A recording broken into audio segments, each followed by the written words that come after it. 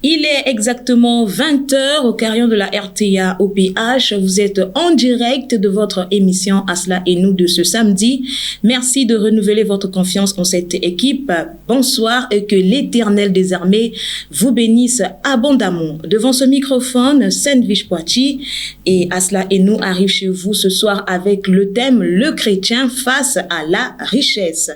Le chrétien face à la richesse. Comme d'habitude, je reçois donc sur ce plateau l'invité principal de cette émission, Papa Charles Mikungilundu, que nous allons souhaiter la bienvenue. Bonsoir Papa Charles et bienvenue à la RTA OPH. Bonsoir Madame la journaliste, bonsoir mes bien-aimés, chers auditeurs, chers téléspectateurs, partout où vous êtes, partout où vous nous suivez, parce que nous avons maintenant une dimension mondiale, depuis que la RTA OPH Média nous a accordé ce privilège d'être alignés puis suivis sur YouTube et sur Facebook. En tout cas, que Dieu soit avec vous. La marche du monde est telle qu'aujourd'hui, la recommandation que nous avons à faire aux uns et aux autres, c'est de rester accrochés à Dieu. Parce que vous savez, il y a des cycles comme ça dans l'histoire de l'humanité. Et oui, il y a des cycles où, arrivé à un moment donné, Dieu se lève et interpelle les humains que nous sommes. Si, quelque part, nous sommes allés loin de sa volonté. Et on a parlé dans les moments anciens, des temps anciens, on a parlé de l'arche de Noé, on a parlé de Sodome et Gomorrhe, on a parlé d'un certain nombre de choses. Mais écoutez, c'est le même Dieu, c'est le même cheminement, c'est le même peuple. Alors, en vous souhaitant toutes les bénédictions de la part de notre Seigneur et notre Dieu, je dis, restons accrochés à Dieu. Aujourd'hui, le salut ne vient que de Dieu. Et ce salut est individuel. Mais bien aimé, il n'y aura pas un avocat terrestre ce jour-là pour nous défendre devant Dieu.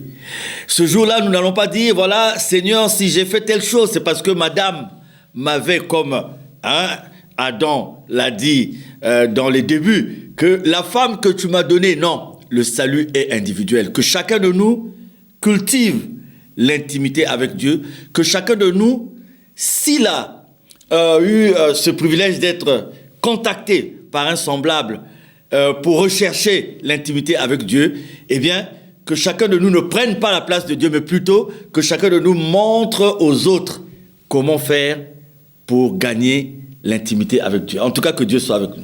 Merci, Papa Charles. Alors, Papa Charles, avant d'aborder le thème de ce soir, nous avons quelques petites questions hors du thème de ce soir. Vous rentrez de Brazzaville, encore un voyage lié au conflit en cours de votre association? Oui, nous rentrons de Brazzaville, et voilà, oui, nous sommes toujours dans le même cheminement, mais je crois que petit à petit, nous y allons non plus avec un cœur rempli de je ne sais quoi, mais nous allons beaucoup plus avec une conviction, beaucoup plus avec une certitude, parce que je peux vous dire que nous avons atteint l'étape où il n'y a plus grand-chose à dire, il n'y a plus grand-chose à faire, parce que tout a été dit, toute la vérité a été mise sur la table, et nous assistons simplement à quelques arrêts de jeu qui sont parfois un peu prolongés, qui sont parfois un peu ceci, mais bon, bref, ça devient pour nous comme une nourriture quotidienne. Alors, ce sujet a fait la une des médias ces derniers temps. Alors, où en êtes-vous avec ce conflit? Madame la journaliste, c'est comme je vous ai dit, écoutez, en ce qui concerne ce conflit, la volonté la plus ferme à notre niveau, c'est de voir que tout le monde puisse adhérer à cette vérité et reprendre le cours normal du fonctionnement de notre association. C'est ce que nous avons demandé aux uns et aux autres. Nous avons dit qu'il fallait oublier ce qui s'est passé. Nous avons dit aussi, quelque part, que ce qui est de Dieu est de Dieu. Et quel que soit ce que les humains peuvent faire, ça n'aboutira à rien. Aujourd'hui, Madame la journaliste, tout a été dit. Aujourd'hui, sur un plan de vérité, tout est là. Ne veut pas comprendre que celui qui ne veut pas comprendre. Ne veut pas comprendre que celui qui est peut-être motivé par autre chose.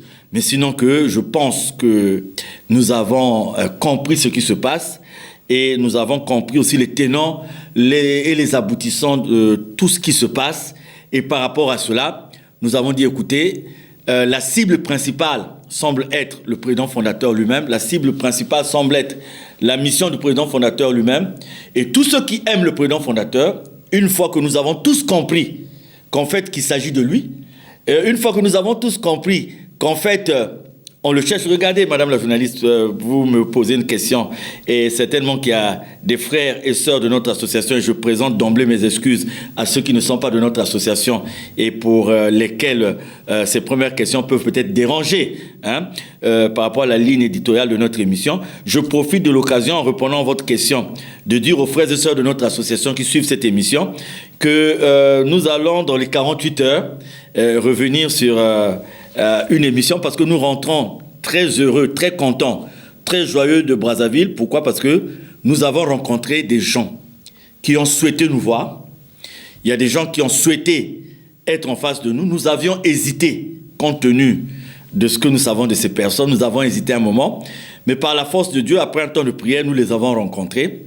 Et madame la journaliste, ces gens-là nous ont dit, il a fallu que nous venions vers vous parce que nous avons pris part à beaucoup de réunions qui vont dans le sens de perturber le fonctionnement de votre association. Nous avons compris ce qui se passait et nous vous avons appelé dans toute la discrétion, en comptant sur votre discrétion, en comptant sur votre sens de la confidence. Nous vous avons appelé pour vous dire, écoutez, regardez, le conflit de votre association tient de ceci, tient de cela. En tout cas, il y a des choses que nous connaissions déjà, mais j'aime autant vous dire qu'avant-hier à Brazzaville, j'ai remercié mon Dieu et j'étais tellement, c'est vrai, j'étais déçu quelque part de voir que certains d'entre nous ont été conduits dans ce jeu-là, certains sans le savoir, mais d'autres en le sachant. Et ce qui nous a été dit était d'une gravité telle que nous avons remercié Dieu parce que avoir traversé tout ce chemin en ignorant les facettes cachées mais très graves de cette affaire, cela nous a démontré la présence de Dieu dans ce que nous faisons. Et donc nous allons, je profite de l'occasion pour dire aux frères et sœurs de l'association Nzolamo OPH que nous avons finalement tous les éléments qu'il faut dans le cadre de cette affaire. Et dans les 48 heures, nous allons revenir vers vous. Vous savez, je me promène avec ce livre. Nous allons expliquer aux frères et sœurs ce livre quand il a été édité. Vous voyez, il est tout petit, mais le maître à l'époque avait exigé à ce qu'on l'achète à 100 000 francs. C'est-à-dire que le prix de vente de ce livre était 100 000 francs. Et nous vous dirons pourquoi. Et deuxièmement, nous allons vous dire aussi pourquoi la première tenue, le pan, ce qu'on appelait le pan de Kari dérangeait. Pourquoi ce pan dérangeait à tel point qu'on l'a changé. Nous allons aussi vous expliquer pourquoi. Et enfin, nous allons vous dire pourquoi à Yalan Sangamani, Guy-Émile était victime.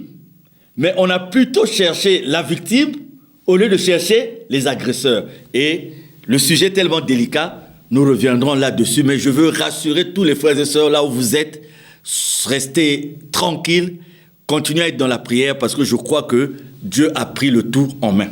Alors, Papa Charles, vous avez été secoué, vous avez été malmené, vous avez été traîné par-ci, par-là à cause de ce conflit. Alors, votre état d'âme par rapport à tout ça? Ah, madame la journaliste, c'est une école. Je préfère prendre ça sous cet angle, c'est une école. Et j'ai demandé à Dieu, au sortir de cette école, de me donner les diplômes qu'il a réservés pour ça. Ce ne sont pas des diplômes qui vont dans un sens matériel, ce ne sont pas des diplômes qui vont dans un sens financier. Vous savez, j'ai 57 ans d'âge bientôt. En novembre, j'aurai 57 ans d'âge. Sans le savoir, je suis un vieux quand même. Et dans ma vie, j'ai rencontré beaucoup de choses, madame la journaliste. J'ai rencontré beaucoup de choses, mais je n'ai jamais su que la haine avait un visage. Je n'ai jamais su... En fait, bon, c'est pas je ne veux pas parler de moi, mais vous me demandez mon état d'âme. Écoutez, avec Dieu, on est là. Je veux simplement demander à Dieu que j'oublie toutes les humiliations, que j'oublie... Ah, vous savez, ce sont tous les domaines de ma vie qui ont été terriblement secoués. Et je me dis, bon, il faut peut-être oublier tout ça. Ça a été une école, on a appris beaucoup de choses et il faut avancer. Moi, je crois qu'il ne faut pas qu'on s'attarde sur les données personnelles, il ne faut pas qu'on s'attarde sur les données individuelles, ça ne sert absolument à rien. Si Dieu nous a aidés à être vivants, si Dieu nous a aidés à être toujours là, c'est qu'il a voulu peut-être que ça soit une école pour nous, parce que les humiliations, je ne vous en parle pas, les persécutions, je ne vous en parle pas. Vous savez, 23 procédures judiciaires sur la seule personne qui est en face de vous. 23 procédures judiciaires dans le même pays. Donc, ça veut dire ce que ça veut dire. Mais bon, écoutez, avançons. Et le reste, Dieu, j'ai dit dans 48 heures, nous serons en face du peuple de Dieu. Peut-être pas moi directement, mais nous devons rendre compte au peuple de Dieu de ce qui nous a été dit à Brazzaville par des gens responsables, par des gens bien placés quand même, mais qui ont vu qu'il fallait arrêter cette histoire et nous ont dit exactement ce qui se passait. Merci Papa Charles, merci chers téléspectateurs pour votre patience. Alors pour nous permettre, j'allais dire, d'aborder le thème de ce soir, nous allons marquer une pause, faire un tour du côté de la régie, suivre cet élément et revenir tout juste après.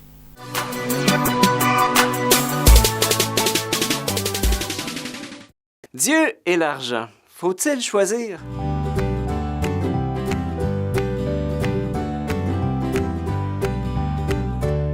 Il y a quelque chose de bien curieux dans l'Évangile. Jésus, en fait, il parle souvent d'argent. Pourquoi? Moi, en fait, je me suis longtemps posé la question. Par exemple, il parle d'argent dans la parabole des talents, celle où la femme perd et retrouve une pièce d'argent, le jeune homme riche, Zachée, l'appel de Matthieu le publicain, l'offrande de la veuve dans le temple, la parabole du riche insensé qui démolit ses greniers pour en bâtir de plus grands, la parabole du riche et de Lazare, la parabole du gérant habile qui fourvoie son maître et se montre habile pour se tirer d'affaire. Jésus parle souvent d'argent. Et il nous sort quelque chose de vraiment étonnant à un moment donné. Il dit « Faites-vous des amis avec l'argent trompeur, pour qu'une fois disparu, ses amis vous accueillent dans des demeures éternelles. » Pourquoi Jésus parle-t-il autant d'argent? Eh bien, probablement parce que l'argent est le plus subtil obstacle et le piège le plus sournois dans notre cheminement avec Dieu. Rappelez-vous la parabole de la semence ou du grain tombé dans les ronces. La semence tombée dans les épines, ce sont les gens qui ont entendu, mais qui sont étouffés chemin faisant par les soucis, la richesse, les plaisirs de la vie, et ne parviennent pas à maturité. Entre Dieu et l'argent, il n'y a aucune commune mesure. Devant Dieu, l'argent n'est que vulgaire poussière. Cependant, dans le tréfonds de nos cœurs, Dieu et l'argent se disputent la même place. C'est-à-dire qu'il y a le risque très présent de mettre sa confiance dans l'argent plutôt qu'en Dieu. Et du point de vue de notre cœur, l'argent peut venir solliciter et dérober l'adoration que l'on doit à Dieu lui-même. Ou pour le dire autrement, à travers l'argent, l'homme risque de s'adorer lui-même. Dieu et l'argent, deux maîtres qui se ressemblent, mais qui ne poursuivent pas les mêmes objectifs. L'argent, et spécialement aujourd'hui, est aussi invisible que Dieu. Dieu a laissé des traces de sa présence, l'argent aussi. Et normalement, un billet de banque est une convention qui remplace tel pesant d'or. Mais à l'ère numérique, ce sont les données informatiques qui remplacent les billets de banque eux-mêmes, qui, eux, remplacent leur pesant d'or. Alors, on est vraiment dans le virtuel. Recevoir sa paye se fait par virement électronique. Payer se fait sans contact, même avec son téléphone intelligent. Bref, on peut se demander, est-ce que l'argent existe? Et on ne voit que des chiffres qui bougent sur notre relevé mensuel. C'est pas très concret. Et pourtant, nous mettons notre confiance éperdue dans ces chiffres qui font la pluie et le beau temps de notre humeur. Puis le pire, là, pour moi, là-dedans, là, c'est la bourse. On parle de confiance dans les investisseurs en quelque chose qui est complètement invisible. Et si les investisseurs perdent de confiance, à ce moment-là, la bourse s'effondre. Et moi, je suis sidéré de voir qu'en théologie spirituelle, en fait, on adopte exactement le même langage pour parler de notre Dieu invisible à nos yeux. Avoir la foi, en fait, c'est avoir confiance en la main invisible de Dieu qui nous guide avec amour. Il est le Dieu caché qui est notre sécurité, notre vie, sans qui tout s'effondre et perd son sens. Et je suis sidéré de voir à quel point, en fait, l'argent a réussi à prendre la place de Dieu dans les cœurs. Mais les fruits ne sont pas du tout les mêmes, car si on fait de l'argent un Dieu, eh bien, on n'en a jamais assez. Et combien d'injustices et d'atrocités sont commises aujourd'hui à cause de l'argent et pour l'argent. Si Jésus nous parle autant d'argent dans l'Évangile, c'est parce qu'il veut, en fait, nous libérer de sa domination sur nos cœurs. Lui, le très pauvre, et nous faire réaliser notre grande dignité d'enfant de Dieu. Heureux les cœurs de pauvres, le royaume des cieux est à eux. En ayant Dieu pour Père, de quoi est-ce qu'on pourrait avoir peur? Et ouvrir les mains aux pauvres, c'est déjà une guérison de notre cœur. Est-ce à dire que l'argent est mauvais? En soi, non. D'ici à ce qu'on vive dans le royaume où tout sera gratuit, il faut vivre avec l'argent, mais avec discernement. Comme Jésus le dit très bien en Matthieu 6, 24, « Nul ne peut servir deux maîtres. Ou bien il haïra l'un et aimera l'autre, ou bien il s'attachera à l'un et méprisera l'autre. Vous ne pouvez servir à la fois Dieu et l'argent. » Pour tout dire, en fait, l'argent est un excellent serviteur, mais un mauvais maître. Si on l'utilise en vue du royaume, en vue de l'amour, il peut donner la vie. Si on se laisse asservir par lui, il sème la mort. Alors, qui veux-tu servir? C'était Père Dominique pour ECDQ.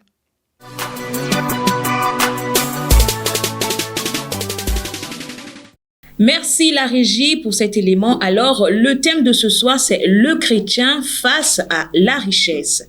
Le chrétien face à la richesse. Alors, Papa Charles, la richesse, le profit, l'intérêt, quelle était la véritable signification de ces concepts dans nos traditions, dans la culture des anciens?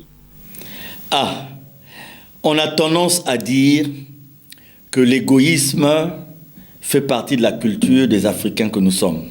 On a tendance à dire aussi que le manque de fraternité est une identité remarquable dans les identités qui peuvent être identifiées, excusez-moi de jouer comme ça avec les mots, dans nos sociétés, dans nos traditions. Mais de plus en plus de voix s'élèvent aujourd'hui à travers le monde, Madame la journaliste. De plus en plus de voix se lèvent pour dire que le fait d'avoir dénaturé même le socle de nos traditions, le fait d'avoir épousé comme ça, de façon sans pour autant faire appel à la conscience, ce qui est de l'Occident, nous a mis dans certaines ambitions, et quand on regarde, on a l'impression que ce que nous vivons, ce que nous faisons tient de notre culture ou tient de nos civilisations. Je vous prends un exemple, je l'ai pris au cours d'une émission ou de plusieurs émissions déjà. Quand en 1983, je sors d'une convalescence parce que ayant été opéré d'une appendicectomie et je dois me rendre auprès de mon grand-père et de ma grand-mère dans un village qu'on appelle Londelakai. Et donc, nous arrivons quelque part après Kimungo, l'état de la route ne tenait pas parce qu'il y a une succession de ponts. Et quand ces ponts ne sont pas en état, il est impossible pour un véhicule de parcourir ce trajet. Et donc, je vais être obligé de faire ce trajet à pied. Et j'ai été surpris par une chose. Vous savez, à chaque village, vous aviez dans le Mbongi des tubercules, des arachides, de l'eau. Les habitants du village étaient partis dans les champs. Mais ils laissaient au Mbongi un certain nombre de victuailles, de vivres, de l'eau. Pourquoi? Simplement pour aider celui qui était de passage, qui pouvait avoir le besoin de se refaire un peu d'énergie, de reprendre un peu de force. Combien de fois dans notre jeunesse, nous avons vécu ce qui ne se vit plus aujourd'hui, c'est-à-dire le partage. Les sociétés africaines étaient avant tout des sociétés de partage. avant tout des sociétés de vie communautaire. D'ailleurs, même le sens du mbongi donne même la nature de la volonté de partage qui devait y avoir. Est-ce que dans les sociétés africaines, on pouvait parler de profit?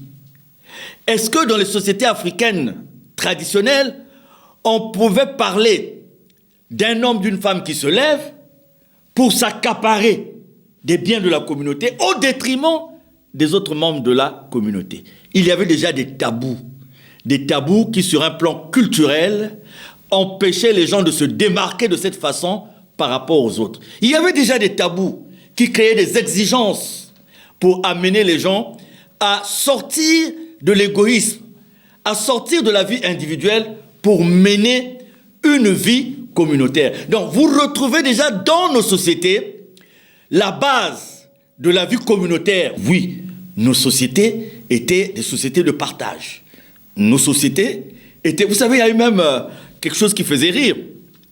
Il y a eu, dans certaines traditions, dans certaines coutumes, le fait que quand vous receviez un invité de marque, eh bien, vous laissez à l'invité de marque même votre couche, c'est-à-dire votre femme. Il y avait... Bon, ça, vous allez dire, c'est une vie communautaire un peu désemparée à certains endroits. Non, le profit s'est développé de par les contacts que nous avons eus avec d'autres sociétés, des contacts que nous avons avec d'autres communautés. Parce que la notion de village est une notion de famille. La notion de circonscription géographique est une notion de famille. Et donc, vous allez même voir, quand vous voyez certaines chaînes du bouquet CanalSat qui nous diffusent des documentaires sur des sociétés dans le monde qui ont gardé encore leur mode de vie ancestral. Hein, vous en trouvez par exemple en Amazonie, vous en trouvez par exemple en Papouasie-Nouvelle-Guinée, vous en trouvez aussi ici chez nous. Hein, je suivais encore un documentaire avant-hier qui était donc dédié à l'exploitation forestière au Congo. Vous retrouvez des sociétés primitives qui ont gardé le sens de la vie sans profit, sans intérêt, mais au profit de la communauté. On parle par exemple des populations autochtones, ou quand les hommes qui partent à la chasse, eh bien le gibier qui revient appartient à tout le village. Donc c'est quand on a introduit les notions de gain, les notions d'argent, les notions de commerce, et dans certaines sociétés on a introduit même les notions de l'alcool. Et ça dénaturait un peu ce cadre, parce qu'on veut avoir de l'argent pour avoir de l'alcool, on veut avoir de l'argent. À partir de ce moment, naît un peu ce concept de profit, ce concept d'ambition, ce concept d'intérêt personnel. Papa Charles, c'est comme si vous étiez dans mon esprit, parce que vous avez déjà anticipé ma deuxième question. Alors, il s'agit de savoir si les sociétés africaines ont donc toujours été des sociétés de partage. Oui. Quand vous voyez les grands royaumes, l'histoire des grands royaumes, et une histoire qui a été d'ailleurs même édulcorée quelque part, et une histoire dans laquelle, vous savez, cette propension que le monde occidental a eue pendant des siècles et des siècles, des années, à pouvoir soustraire de la véritable histoire du noir, à vouloir soustraire de la véritable histoire de l'Africain, les subtilités qui pouvaient faire comprendre une certaine vérité. Faire comprendre même, j'ai suivi sur votre journal, sur votre chaîne, un élément de votre rédaction qui parlait même sur un plan de l'anatomie, de la physiologie des Égyptiens, qui était déjà une conception très avancée de l'anatomie. Donc, vous savez, c'est des choses qui apparaissent aujourd'hui au fur et à mesure. C'est-à-dire que tout ce qui a été enlevé pour essayer de présenter l'Africain, le noir, comme une personne de seconde classe, de troisième classe, et bien, ce sont des choses qui reviennent. Nous avions été des grandes sociétés de partage. Nous avons aujourd'hui, vous allez en Afrique de l'Ouest, vous trouvez encore l'idée du partage qui existe. C'est vrai que le profit est en train de créer à gauche et à droite, mais vous retrouvez en Afrique de l'Ouest, je suis allé dans certaines régions de certains pays en Afrique de l'Ouest, où vous pouvez rester là, madame la journaliste, sans pour autant dépenser un franc, parce que les gens auront honte de vous demander un franc, les gens auront honte de vous laisser vivre de par vous-même, parce qu'ils trouvent qu'arriver dans leur communauté, c'est comme un gain. Arriver dans leur communauté, c'est une expression d'amour, c'est une manifestation d'amour, et tout est réglé dans ce sens. Aujourd'hui, vous allez voir que on a contesté longtemps ce qu'on appelait des mariages arrangés. On dit que ce sont des mariages sans amour, parce que des mariages ont été arrangés de famille en famille. Mais avec la marche actuelle du monde, vous allez vous rendre compte, madame la journaliste, que ces mariages-là sont beaucoup plus solides que les mariages de nos jours, qui, eux, sont assis, la plupart du temps, sur des intérêts. Et quand l'objet de l'intérêt disparaît, c'est tout le mariage qui s'écroule. Vous voyez, ces mariages qui étaient basés sur ce qu'on appelait, l'Occident est venu nous dire, voilà, c'était des mariages sans amour, c'était des mariages forcés. Bon, quelque part, je dis aussi qu'il y a eu une exagération dans le cas des mariages forcés, je suis tout à fait d'accord, mais regardez que les mariages qui ont été conçus dans ce sens, avec le respect de la tradition, avec le respect de la coutume, avec le respect des valeurs, avec des vertus, ces mariages tiennent beaucoup plus longtemps. C'est-à-dire, ces mariages supportent. Vous savez, on a l'habitude, nous tous, de dire pour le meilleur et pour le pire. Eh bien, je pense que quand les gens prononcent pour le meilleur et pour le pire, ils ont la considération du mot meilleur, mais souvent, ils n'ont pas la considération du mot pire. Nos sociétés étaient des sociétés de partage.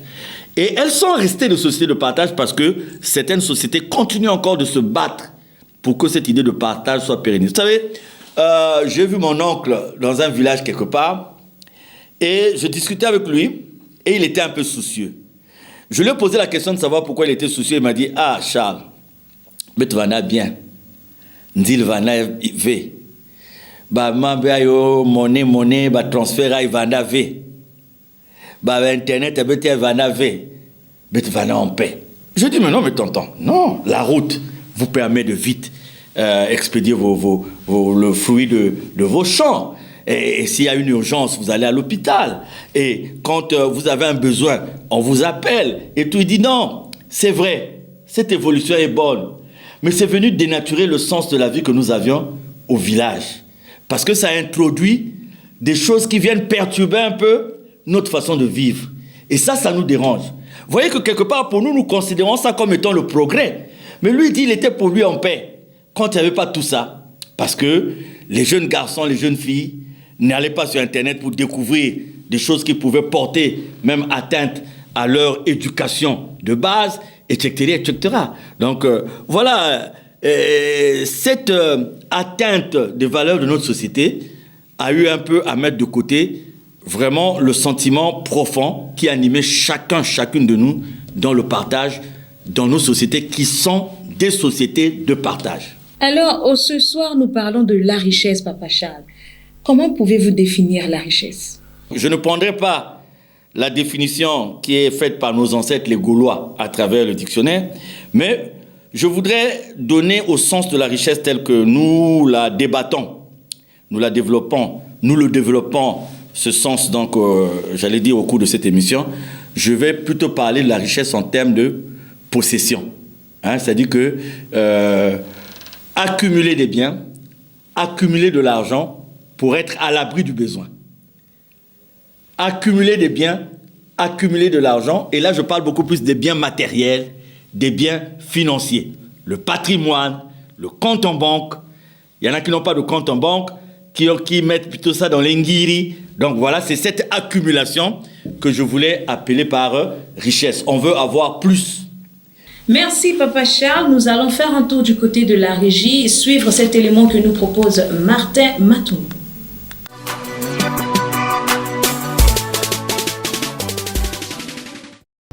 Timothée chapitre 6, versets 6 à 10.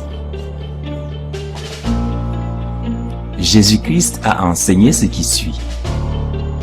Ne vous amassez pas des trésors sur la terre, où la teigne et la rouille détruisent, et où les voleurs percent et dérobent.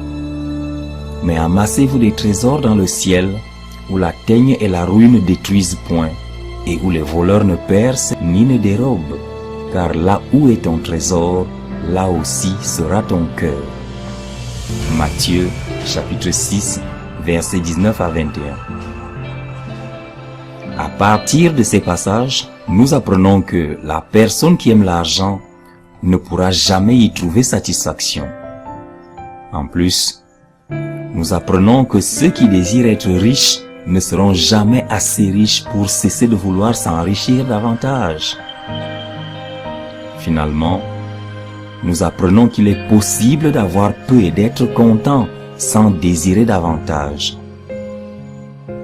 Tu pourrais te demander, pourquoi tout le monde court-il après l'argent? La réponse se trouve dans le cœur de l'homme. Dieu a créé l'homme à son image. Il a laissé un espace dans le cœur de l'homme, une place, un vide. Dieu s'attendait à ce que l'homme, par amour pour lui, se tourne vers lui Dieu et lui demande d'entrer dans son cœur, à lui l'homme, et de remplir ce vide. Ainsi, à partir de cette place centrale occupée dans le cœur, il aurait guidé et dirigé l'homme sur le chemin du vrai contentement, sur le chemin de l'accomplissement véritable. Malheureusement, l'homme a péché. Il a tourné le dos à Dieu et a choisi sa propre voie.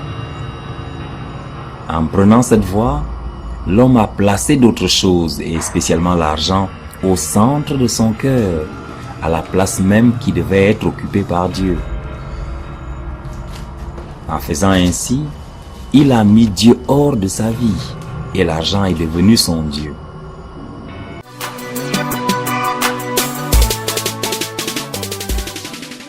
Pour vous qui venez de prendre d'assaut la chaîne, la RTA OPH, le canal 25, vous êtes en direct de votre émission Asla et nous qui a pour thème le chrétien face à la richesse. Alors, Papa Charles, la première communauté identifiée comme chrétienne avait fait du partage de la vie communautaire une nécessité. Pourquoi? Vous faites bien de poser cette question parce que nous voulons nous adresser à ceux qui se réclament la parole de Dieu. Parce que, bon, ceux qui ne se réclament pas la parole de Dieu peuvent avoir leur considération. Eh bien, ça dépend d'eux. Mais nous voulons nous adresser à ceux qui se réclament de la parole de Dieu. Pourquoi? Parce qu'en fait, ce que nous faisons doit répondre de la volonté de Dieu. Et donc, voyez-vous, moi, je pars de ce grand témoignage. Quand les disciples sont ensemble et ils prennent la résolution donc d'aller pour répandre la bonne nouvelle. Ils ont d'abord une organisation de la vie, une organisation de la communauté, ce qu'on peut interpréter comme ayant été la première communauté chrétienne. C'est cette communauté où on confie à Étienne le soin de gérer un certain nombre de problèmes domestiques pour que, dans un sens spirituel, le combat puisse continuer d'un autre côté. Et on nous dit que les disciples et tous ceux qui étaient avec eux mettaient tout ensemble, c'est-à-dire qu'ils mettaient en commun tout ce qu'ils avaient d'ensemble et la répartition se faisait selon les besoins. Donc, en fait, ça veut dire quoi? Qu'il n'y avait pas de besoins particuliers, qu'il n'y avait pas de besoins, on ne pensait pas à ses besoins. On ne pensait pas aux besoins de sa famille. On ne pensait pas aux besoins de ses proches. Mais tout était fait pour penser aux besoins de la communauté, mais pas de façon individuelle, en mettant ensemble ce qu'on avait.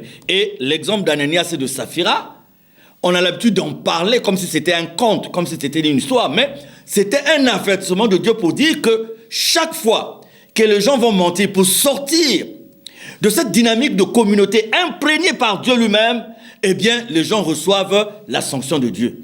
Aujourd'hui, on parle de Saphira et Ananias morts sur le champ. Mais vous savez, il y en a qui se promènent avec leur mort sans le savoir. La mort, pour nous qui prions, n'est pas seulement physique. Il y a une mort spirituelle qui est plus grave que la mort physique. Parce que la mort physique, oui, nous avons pleuré, vous êtes partis, l'âme est repartie vers Dieu, le corps est reparti à la poussière. Mais la mort spirituelle, c'est un état dans lequel vous n'êtes plus en contact avec Dieu. Et vous êtes vivant. Mais il y a longtemps que vous êtes mort. Et donc, Ananias et Saphiras, Dieu donne deux exemples.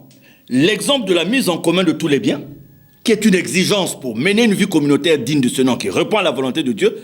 Et l'exemple de Ananias et Saphira pour dire que tous ceux qui refusent, ou qui mentent, ou qui font à moitié, voilà ce que vous allez subir. Et donc, nous partons de cet exemple-là. Et on nous dit à l'époque, il y avait ni démunis, il y avait ni pauvres. Pourquoi? Comment on pouvait être pauvre dans la mesure où on avait une banque communautaire où il était donné à tout le monde de se servir.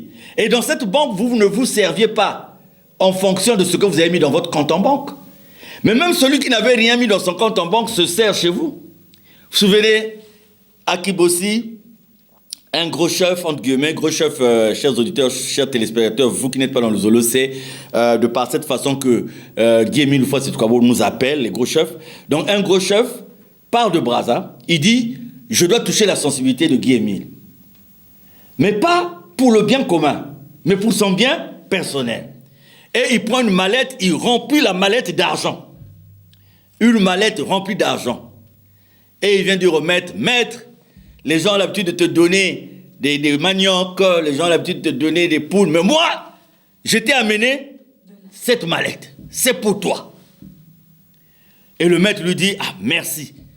Le maître prend la mallette, il met à côté, et le train arrive. Et à l'arrivée d'un train correspondait souvent à l'arrivée de beaucoup de pèlerins à Kibossi. Et il y a beaucoup de frères et sœurs qui descendent et qui arrivent. Le monsieur est à côté du maître. Il se dit, ben, je suis le plus important aujourd'hui de tous parce que c'est moi qui ai amené la mallette d'argent. Et il s'assied, le maître salue tout le monde, ouvre la mallette et se met à donner un peu d'argent à tous ceux qui étaient venus. Alors le monsieur à côté, il s'énerve, il dit, mais comment? Donc au fond de lui, il dit, mais comment? Moi, je lui amène autant d'argent. Et lui, donc jusqu'à ce qu'il a vidé l'argent qui était dans la mallette pour remettre à ceux qui étaient venus, qui étaient là tout contents de recevoir de l'argent du maître. Et le maître, devinant ce qui se passait dans le cœur de ce frère, il dit au frère, mais mon frère, mais il faut être heureux. Parce que tu as permis à beaucoup de gens d'être heureux. Mon frère, il faut être heureux parce que tu as permis à beaucoup de gens d'être heureux. Mais le gars, il n'était pas venu pour ça. Donc, vous voyez, si on prend les actes des apôtres, même moi qui vous parle, je suis disqualifié. Même l'association de Zolo Amour à laquelle j'appartiens est disqualifiée. Parce que nous ne trouvons pas aujourd'hui une congrégation religieuse qui reflète cet amour des disciples dès le départ. Parce que quand on nous dit qu'il n'y avait ni démunis ni pauvres, cela veut dire que chaque fois que dans nos églises, il y a des démunis, il y a des pauvres, ça veut dire que nous n'avons pas fait la volonté de Dieu. Et charité bien ordonnée commence par soi-même. Nous, on s'appelle Luzolo Amour. Et même, on est appelé à se donner la main. Mais madame la jeune, vous savez combien de gens souffrent dans le Zolo? Vous savez combien de gens n'ont pas pu envoyer leurs enfants à l'école en ce début d'année scolaire dans le Zolo? Vous savez combien de gens croupissent dans les hôpitaux parce qu'ils n'ont pas de quoi payer les médicaments, mais ils sont dans le Zolo? Est-ce que c'est une fierté à partir de ce moment de venir dire « je suis de l'Uzolo, l'amour, l'amour ». Non, cela ne doit pas se traduire par la théorie, mais cela doit se traduire dans la pratique. Madame la journaliste, ce n'est pas parce que nous sommes sur un plateau que nous sommes en train de débiter du n'importe quoi. Le langage que nous tenons, nous le tenons de façon permanente. Non pas pour dire que nous sommes justes, que nous sommes meilleurs que les autres, non. Mais pour nous dire à nous tous que si nous avons accepté d'être avec Dieu, eh bien, il faut être... Oui, vous posez une question pertinente. Il faut qu'on fasse un retour en arrière sur les caractéristiques de cette première communauté de ce temps-là pour se rendre compte si nous faisons la volonté de Dieu ou si nous ne faisons pas la volonté de Dieu. La rupture avec cette façon de faire est venue d'où et pourquoi? Quand les disciples ont ces bonnes intentions, on peut aisément dire qu'ils avaient l'Esprit de Dieu avec eux. Parce que il y a le bien, il y a le mal. Quand vous faites le mal, vous êtes conduit par un esprit qui n'est pas l'Esprit de Dieu. Et quand vous faites le bien, vous êtes conduit par un esprit qui est l'Esprit de Dieu. Donc, le bien exprimé par les disciples et ceux qui les accompagnaient en ce temps était l'expression de la volonté de Dieu. Dès que les hommes ont voulu mettre de côté la volonté de Dieu, c'est là où il y a eu la rupture.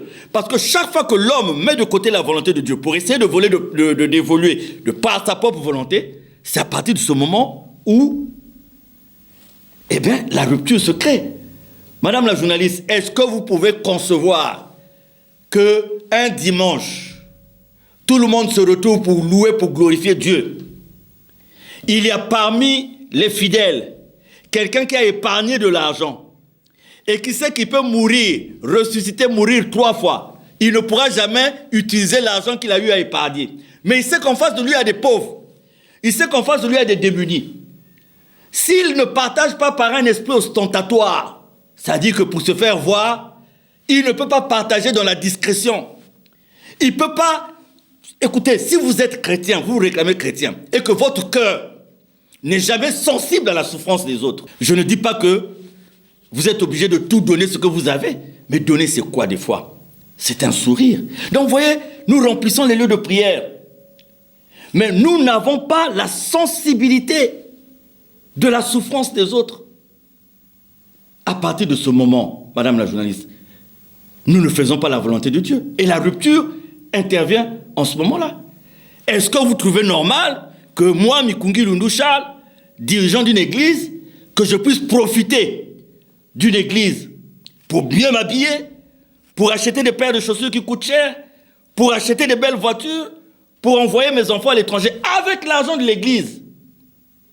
Et à côté, nous avons des veuves qui ont du mal à nourrir leurs enfants. Mais on exige de ces veuves-là, chaque dimanche, Ntinsani, Kolokoto, cotisation statutaire. C'est vrai, quand on comprend tout ça, c'est pour le bien de chacun. Mais il faudrait que tout ça ne soit pas à sens unique. Donc, tant que les disciples avaient évolué avec l'Esprit de Dieu, tout ce qui se faisait était bien. Parce que quand on laisse tout tomber, on a cette forte espérance sur Dieu.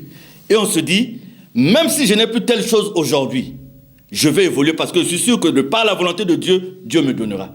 Et vous voyez des gens aujourd'hui qui se suffisent de ce qu'ils ont, qui se suffisent de la vie qu'ils ont, parce qu'ils ont placé leur vie entièrement entre les mains de Dieu. La rupture intervient quand, voilà, je vais faire comme Sainte-Viche. Ah, voilà, le voisin, il vient de mettre des carreaux sur le machin, je dois faire comme le voisin. Ah, le voisin. Donc, on est sorti de la volonté primaire de notre relation avec Dieu, avec ce que Dieu entend de nous. Mon oncle, dont je vous parlais tout à l'heure au village, il me disait, Charles, le sens du bonheur que j'ai, c'est un bonheur que toi, tu ne peux pas avoir. Parce que ton bonheur à toi, tu vas faire asseoir ça sur de l'argent. Il dit, mais moi, une fois que je rentre des champs et que ta tante a fait le bouillon, j'ai mon vin de palme, je suis sur la chaise longue, je regarde les étoiles. Il dit, le bonheur là, toi, tu ne peux pas l'avoir parce que c'est un bonheur qui est gratuit. C'est un bonheur qui n'est pas assis sur un compte en banque. C'est un bonheur qui n'est pas assis sur une voiture. C'est un bonheur qui n'est pas assis sur des propriétés où tous les jours, la fin du mois arrive, tu as les maux de tête parce que tu ne sais pas quel est le locataire qui va payer et quel est le locataire qui ne va pas payer. C'est-à-dire que c'est un bonheur qui est assis sur un certain nombre de critères qui sont éphémères. Les critères qui peuvent changer le matin, prendre une autre forme le soir. Aujourd'hui, vraiment, vous trouvez normal que sur les chaînes internationales, qu'on parle de pédophilie. Il y a des hommes de Dieu qui se sont donnés à la pédophilie. Il y a des hommes de Dieu qui ont agressé sexuellement les autres. Il y a des hommes de Dieu qui ont été attrapés dans le scandale de la mafia. Il y a des hommes de Dieu qui ont été. Et on dit des hommes de Dieu, entre guillemets. Est-ce que vous êtes sûr que ce Dieu qui les avait envoyés a fait tout ce qu'ils font? Donc c'est ce fait que l'Église se soit écartée de la voix de Dieu, c'est ce fait qui a entraîné la rupture. Être riche, en quoi cela serait-il mauvais devant Dieu, Papa Charles? Mais être avec Dieu, c'est déjà être riche. Donc la richesse en soi n'est pas mauvaise. C'est quelle conception vous avez de la richesse? Être riche n'est pas une mauvaise chose. D'ailleurs, nous aspirons tous à cette prospérité parce que nous sommes les enfants de Dieu. Et si Dieu a créé le ciel et la terre, et si Dieu gouverne toutes choses, nous sommes fiers parce que nous sommes les enfants de Dieu. Un chanteur quinois que j'aime bien avait chanté Mwana Mokonzi Akufa Anzalate, Mwana Mokonzi Akufa Anzalate, il avait dit, mais nous le Mokonzi de Mokonzi, c'est Dieu. Donc si nous sommes avec Dieu, nous avons la richesse. Donc nous ne sommes pas contre la richesse, mais nous sommes contre la conception que les hommes font de la richesse. Vous savez, dans Ecclésiaste 5, verset 10, Dieu dit, celui qui aime l'argent n'est pas rassuré par l'argent, et celui qui aime les richesses ne l'est pas par le revenu. Cela est aussi vanité. Dieu dit encore, nul ne peut aimer et Dieu est maman. Ou il haïra l'un et aimera l'autre, ou vice-versa. Et on nous dit que l'argent est ce poison-là. Regardez, moi je suis devant la banque. La banque n'a pas encore ouvert. En face de moi, je vois un semblable, il est assis. Vous sentez qu'il est triste, qu'il a la mine des mauvais jours. Vous êtes en train de le regarder, vous dites, ah, certainement il est malade. La banque ouvre. Tout d'un coup, le monsieur va, il est à côté de moi, il est devant, au guichet.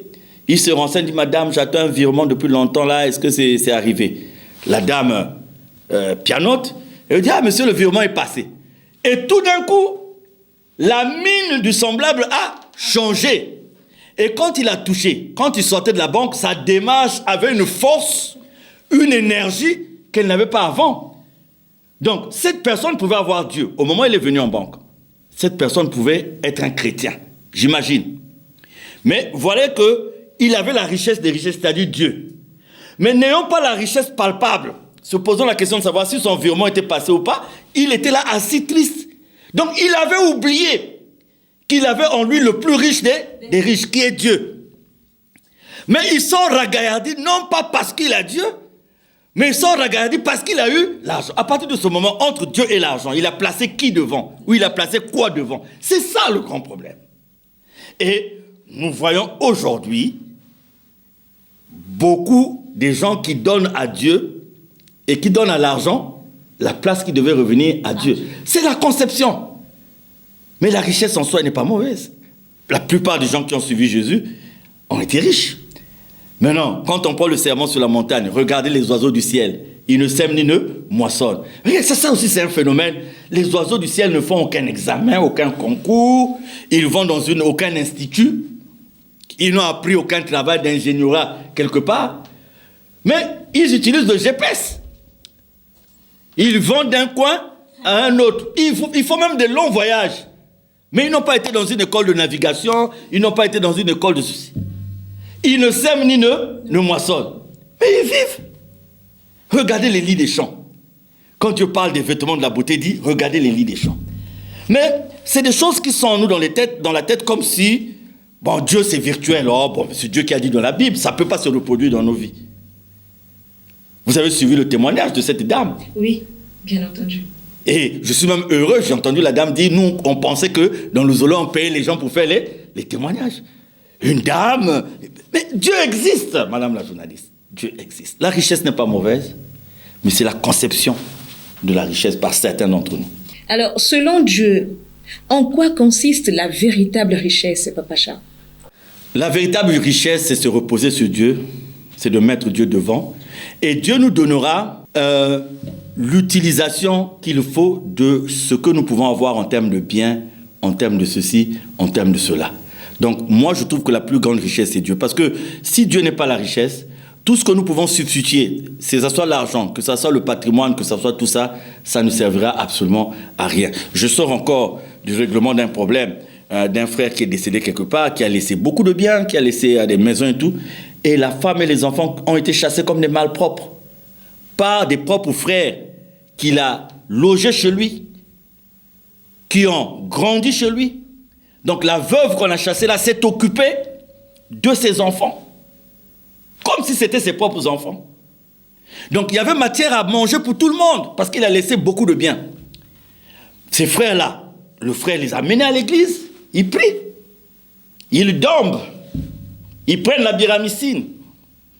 Mais dès qu'il y a eu le décès, ils sont venus dire aux enfants et tout, ils leur ont donné le terrain dans un quartier reculé qui n'était pas construit, allez là-bas.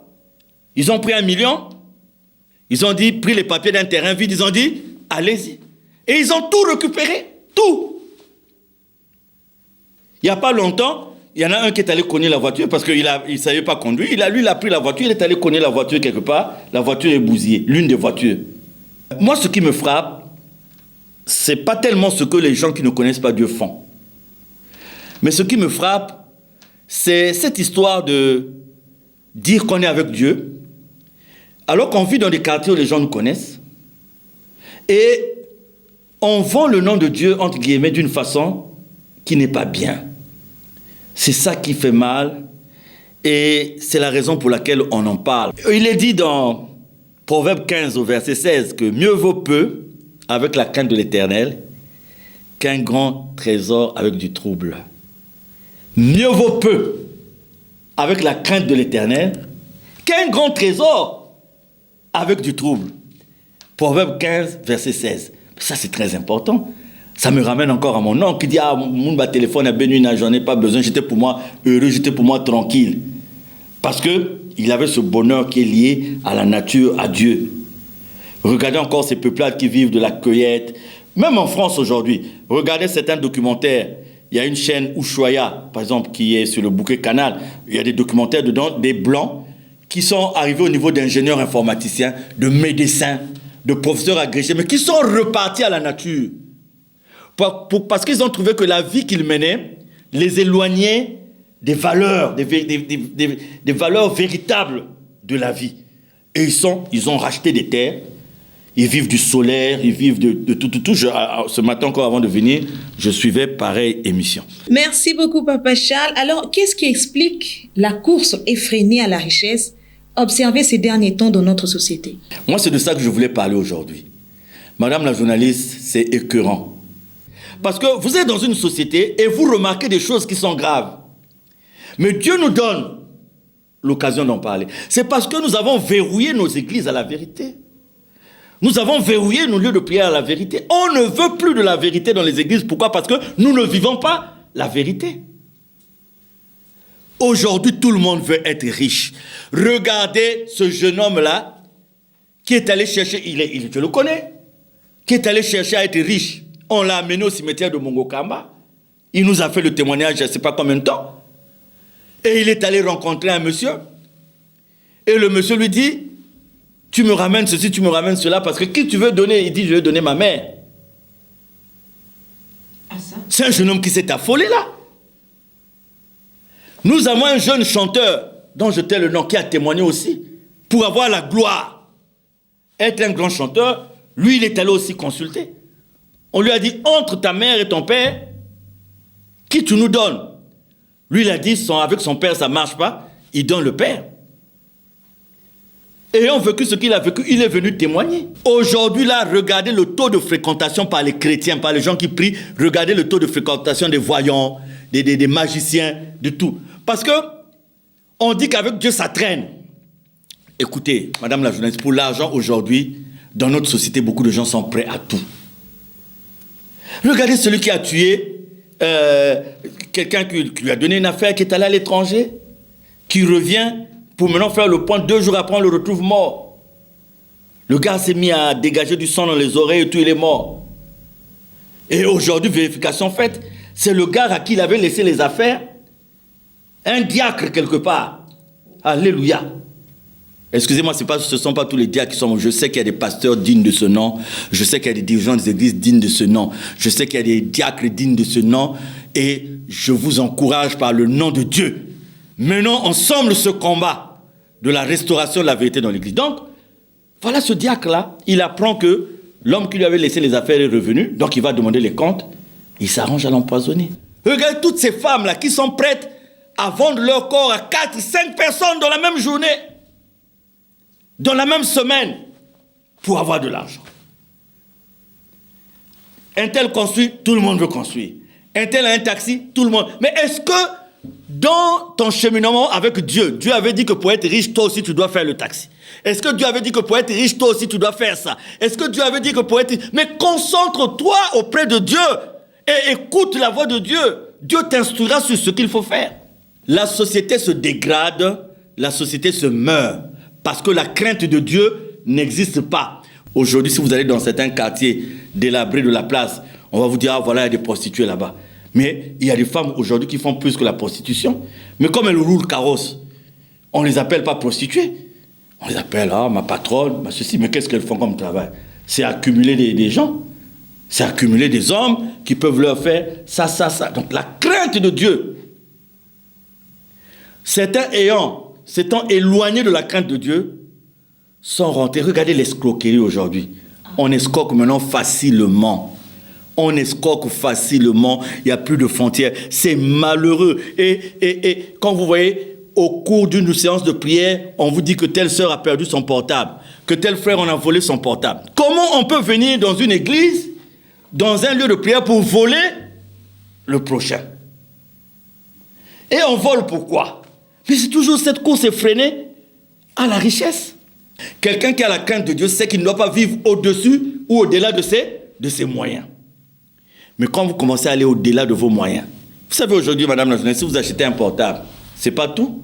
vous êtes ajouté une autre dépense, il faut acheter le crédit. Donc, chaque fois que vous accumulez un bien, il y a une dépense aussi qui s'ajoute. Donc, qu'est-ce qui conduit les gens à cette course effrénée pour la richesse? C'est le manque de la crainte de Dieu. C'est l'ignorance. Mon peuple meurt faute d'ignorance. À quoi ça vous sert, vous? Et les musulmans appellent ça haram, l'épargne. Haram. Parce que quand vous épargnez, si c'est pour faire quelque chose de bien, pour vous et pour la communauté, c'est bien. Mais quand vous êtes déjà bien à l'abri du besoin et que vous épargnez, sans pour autant donner à ceux qui n'en ont pas, les musulmans appellent ça haram. Et vous épargnez parce que vous n'avez pas la crainte de Dieu. Si vous avez la crainte de Dieu, vous devez dire que j'ai ou que j'ai pas, Dieu va pouvoir. Mais c'est parce que vous dites que Dieu certainement n'existe pas, préférable que vous connaissiez Boumba, parce que le jour en question, je ne sais pas. Mais à un moment ici, madame la journaliste, il y a eu un moment quand il n'y a plus eu de connexion. Beaucoup ont failli, beaucoup ont été proches de l'AVC. Hein. Il n'y a eu plus de connexion. Tu ne peux plus aller, tu en as plein. Vous savez, pendant les événements, un ami à moi, il est allé chez nos amis béninois parce qu'il fallait qu'il parte en exil et il avait des sacs d'argent avec lui. Ce n'était pas des béninois, je retire le mot béninois, c'est des pêcheurs. Donc ils pouvaient être congolais et tout ça. Donc, comme il leur rendait beaucoup de services, il leur demande de l'amener à Nzambi, la frontière avec le Gabon. Les amis l'ont pris et il était heureux, il avait son argent. Il a dit, bon, dès que je vais arriver là-bas, je rentre en contact avec certains amis gabonais, j'ai mon argent et la vie est belle.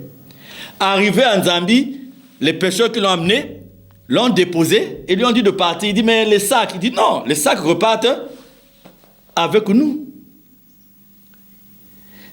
Il dit, si tu parles, on te tue. On l'a laissé là, comme ça. Et les pêcheurs sont repartis avec les sacs. Mais lui, tout le long du trajet, il était content parce qu'il se disait, peu importe là où on va m'amener, mais la chose est là. Donc, peu importe là où on va me déposer, j'ai les moyens de rebondir. J'ai les moyens d'aller de l'avant. Et voilà, il arrive là-bas, on le laisse. Et c'est pendant qu'il va, qu'il rencontre un jeune homme qu'il avait boycotté, maltraité ici, qu'il avait même enlevé du boulot, et qui était pas qui le voit, qui dit, oh, un tel. Lui, regarde, un tel, il a la peur, le point, il dit, ah, celui-là, qu'est-ce qu'il explique au petit? Et c'est ce petit-là qui a fait que ce monsieur-là puisse rebondir. Si ce monsieur-là me suit, il est revenu à Pointe-Noire depuis, il sait de qui je parle. C'est ce jeune-là qu'il a mené auprès de sa famille, ce jeune qui avait la crainte de Dieu, qui n'a pas gardé la rancune, qui a pardonné. Et voilà, c'est ce jeune-là qui a fait qu'il puisse s'en sortir. Et aujourd'hui, il est rentré d'exil depuis, il est là. Mais l'argent avait servi à quoi? L'argent avait servi à rien du tout, madame la journaliste. Pour être riche à tout prix, les hommes et les femmes sont prêts à tout de nos jours, Papa Charles. Pourquoi? Aujourd'hui, notre Dieu se limite à des dénominations. On dit, je suis Luzolo, je suis protestant, je suis Kimbangi, je suis. Il faut dire, je suis enfant de Dieu, parce que quand vous dites que vous êtes enfant de Dieu, vous transcendez toutes ces frontières.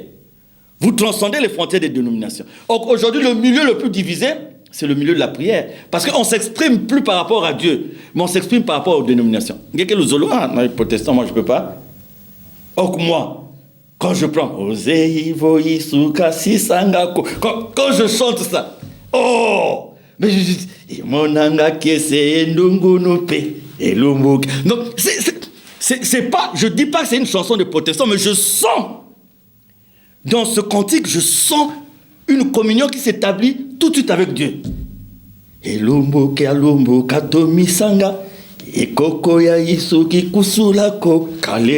C'est beau. Or, nous avons limité maintenant notre appartenance avec Dieu. Si ce n'est pas catholique, on n'est pas avec Dieu. Si ce n'est pas Luzolo, on n'est pas avec Dieu. Si on n'est pas protestant, donc, en fait, on ne connaît pas Dieu. Mais quand on ne connaît pas Dieu, comment on peut avoir la crainte de Dieu?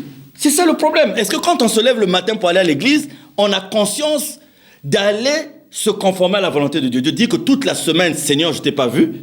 Toute la semaine, j'ai certainement fait ce qui est mal. Instruis-moi sur ce que j'ai fait de mauvais et tu demandes pardon à Dieu et tu vas relancer la relation avec Dieu. Moi, je dis toujours que venir à la prière, c'est comme amener un véhicule à la station d'essence, refaire le plein pour rouler encore, repartir. C'est ce Dieu. On a tellement schématisé Dieu que nous tous là, on ne connaît plus le vrai Dieu. Et comme on ne le connaît plus, c'est ce qui nous conduit à faire ce qu'on ne devait pas faire. Avez-vous quelques exemples concrets de ces dérèglements dans notre société? Vous savez, je connais un ami, il avait eu des problèmes quelque part, et on l'a pris. C'est pas lui qui avait commis d'ailleurs, mais bon, ça s'est passé comme ça, et il s'est retrouvé quelque temps en prison, dans une autre ville, et il venait de se marier, à peine 1 an. Et la femme n'est pas venue lui rendre visite, hein, là où il était en prison. Il est sorti, il revient. Quand il revient à la maison, la femme ne lui demande même pas comment ça s'est passé en prison, comment tu te portes, comment tu te sens. La femme lui a dit, hey, aujourd'hui, il faut régler le problème de ma parcelle. Il faut que j'ai ma parcelle, Donc tu sens que la femme a l'air de dire que j'ai commis une erreur pendant que j'étais avec toi. Je n'avais pas encore assuré tout ce qui concerne mes arrières. Voilà qu'on t'a mis en prison, j'ai failli tout rater. Peut-être qu'on va encore te mettre en prison. Donne-moi déjà. Vous voyez comment nous avons réduit nos rapports? Donc cette femme, certainement si le monsieur était resté un peu longtemps en prison, il était capable de tout vendre et de foutre le camp. Combien de parents aujourd'hui se sont entendus? Moi, j'ai traité une histoire d'une famille où le père et la mère appartenaient à une maison et ils avaient mis en otage leurs enfants. J'ai réglé ce problème il n'y a pas longtemps.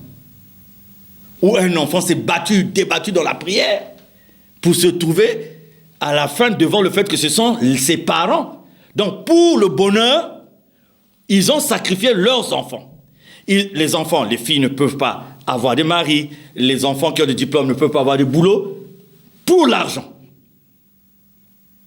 Aujourd'hui, combien de gens n'ont-ils pas empoisonné d'autres personnes pour mériter, pour avoir, dans les boulots là? Combien de gens ne sont pas allés féticher parce qu'on ne veut pas avoir un tel à la production. Tant qu'il est à la production, il ne fait pas notre affaire. Tant qu'il est à la rédaction, il ne fait pas notre affaire. Et on fétiche. Et quand on ne peut pas féticher, vous savez, on parle de la sorcellerie. Mais souvent, on a l'impression que le sorcier, on va trouver quelqu'un qui est allé faire des fétiches et qui a les fétiches en main. Mais il y a des sorciers qui sont avec nous tous les jours. Mais qu'on ne verra jamais avec des boules de fétiche. Mais la sorcellerie, c'est quoi? C'est aller, par exemple, mentir au nom de l'autre pour bénéficier de ses intérêts. C'est la sorcellerie. Et ça, c'est même la sorcellerie la plus dangereuse. Parce que le sorcier que vous allez trouver avec les fétiches, vous l'avez trouvé avec les fétiches. Mais le sorcier qui vous entoure, qui sourit, qui ne vous montre pas qu'il ne vous aime pas, ce sorcier-là, il est plus dangereux. Combien de gens dans les boulots aujourd'hui sont allés parler du mal des autres, rien que parce qu'ils ont envié le poste de l'autre? Combien ne sont-ils pas allés casser les mariages des autres parce que on trouve, j'ai deux amies filles. Il y a une qui s'en est sortie, qui a eu un bon mariage, et l'autre ne s'en sortait pas. Et il a tout fait pour détruire le mariage de l'autre, parce que l'autre devenait maintenant bien, elle n'avait plus la mauvaise vie, elle faisait plus ce qu'elle faisait, elle était maintenant, et l'autre a dit, ah non, comment nous étions ensemble, nous avons fait les 1000 coups de minuit ensemble, mais comment mais devant l'autre, elle montrait toujours la camaraderie et tout. Mais elle s'est arrangée à faire parvenir au niveau du mari de son ami des informations de nature à nuire. Et voilà que ce dernier va chasser sa copine. Elle a fait pourquoi? Qui sait, peut-être qu'elle voulait peut-être aussi prendre la place. Donc vous voyez, il y a beaucoup d'exemples aujourd'hui dans notre société. Vous avez quelqu'un, il doit prendre une décision dans le cadre d'une affaire. Il sait que la vérité se trouve de tel côté. Mais pour l'argent, il y a des moments même, non, on se demande où se trouvent les bandits. C'est-à-dire, on ne sait plus où se trouvent les bandits. Est-ce que les vrais bandits, c'est ceux qui sont dans la rue? Parce que les bandits les plus dangereux de nos jours, ce sont des bandits qui ont aussi la décision. Vous voyez, vous comprenez ce que je veux dire? Non, le chrétien qui est là, qui peut décider. Le bandit, vous allez le voir, il sort la machette, il vous tape. Mais il y a des machettes qui font beaucoup plus mal. Parce que la machette est dans les mains de quelqu'un qui, normalement, ne devait pas la tenir. Mais ce n'est pas la machette que nous voyons dans les mains du bandit. C'est dit, bon, voilà, on a pris votre parcelle à tort. Il y a quelqu'un qui doit décider, dire que vous avez raison. Mais comme la personne a une propension à la richesse, il veut devenir riche, il veut acheter une belle voiture, il veut envoyer les enfants à l'étranger, il veut avoir une copine à Koufoli. Il lui faut de l'argent. Donc quand on veut lui donner l'argent, il va dire à celui qui avait raison que tu n'as plus raison. On vit ça dans notre société aujourd'hui. Et c'est des gens que vous allez retrouver au Dombage, c'est des gens que vous allez retrouver à l'église. Il y a beaucoup d'exemples et c'est malheureux. C'est vraiment malheureux. Et les gens doivent prendre en compte le fait que dans la marche actuelle du monde, il arrivera un moment où Dieu va sonner la fin de la récréation. Alors, nous allons chuter avant de pouvoir se quitter. Nous allons poser une toute dernière question à notre invité. Comment le chrétien doit-il considérer l'argent, plutôt la richesse? Celui qui aime l'argent n'est pas rassuré par l'argent. Et celui qui aime les richesses ne l'est pas par le revenu. Quand nous faisons de l'argent un petit Dieu ou un Dieu, pour nous qui connaissons Dieu, nous avons faussé. Nous nous sommes trompés. Parce que nous aurons l'impression que nous vivons une vie de bonheur, de paix, de prospérité, de gaieté, mais nous avons en fait hypothéqué une autre vie plus tard. Et c'est ça que nous devons savoir. C'est bien, ceux qui ne connaissent pas Dieu, libre à eux de faire ce qu'ils peuvent faire. Mais je vous en prie, madame la journaliste, pour nous qui connaissons Dieu, ne faisons rien qui soit en dehors de la volonté de Dieu. Et moi, je sais de quoi je parle. Je remercie d'ailleurs Dieu pendant ces 5 dernières années. Dieu m'a mis dans des conditions où vraiment j'ai découvert la nature des hommes. Oh là là! Oh là là, madame la journaliste! La nature des hommes. Mais je dis c'est une école. Et pour terminer sur ce thème, sur ce sujet, je recommande à tous ceux qui n'ont rien. Parce que les gens vont dire, ah mais papa Charles, tu vois, il a parlé de la richesse, mais quand il va sortir de là, il a un bon plat qui l'attend, il a ceci. Mais bien aimé, Dieu existe. Dieu est là. Si j'ai un conseil à vous donner, le premier, bon, un conseil, donc il ne peut pas en avoir beaucoup. Donc disons que contentez-vous de ce que vous avez et confiez le reste entre les mains de Dieu. Soyez heureux quand il y a un gain dans votre vie et que vous vous rendez compte que ce gain tient de Dieu. C'est là où vous êtes heureux. Si ce gain ne tient pas de Dieu, ne soyez pas heureux parce que c'est éphémère. C'est quelque chose qui vous quittera, que vous le vouliez ou pas. Il ne vous coûtera, vous verrez peut-être pas le sens de l'argent partir, mais vous aurez autre chose qui va vous quitter simplement parce que vous avez voulu remplacer Dieu par autre chose. Nous qui connaissons la parole de Dieu, ayons confiance en Dieu et évoluons tel que Dieu veut que nous puissions évoluer. Si demain, Dieu veut que nous ayons un peu plus, il nous en donnera. Mais ça sera d'abord pour faire son travail, ça sera aussi pour partager, ça sera pour aller à la rencontre des autres. En tout cas, que Dieu nous bénisse. En matière de médias, l'heure c'est l'heure. Alors, l'horloge centrale de la RTA-OPH a donc sonné la fin de cette émission. La prise de vue a été assurée par Beige Bambou, à la régie Martine Noble. Devant vous, Sainte-Vige Poitiers. Cette équipe vous souhaite une excellente soirée et que l'Éternel des armées vous bénisse. Papa Charles, bon retour chez vous et que Dieu vous accompagne. Au revoir et à la prochaine occasion.